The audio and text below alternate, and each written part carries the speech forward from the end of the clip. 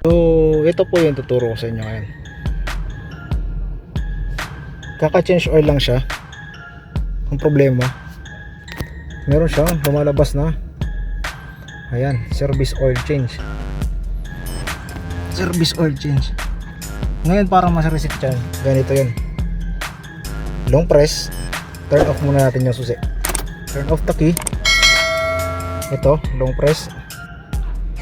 Tapos switch on.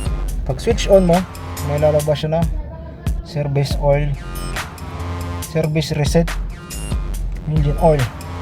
Tapos long press mo to. Yun. Pag tumunog na mo 0, okay na siya. So ayan guys, ito po yung sakyan na ano siya, Chevrolet Caprice. Tingnan natin kung lalabas mo, wala na. Diba? So start na natin. Alright. Muli, kalos. Kalas. Mia. Chup, mia. Kalas. Thank you. You're welcome, boss. Oh, masaya si customer.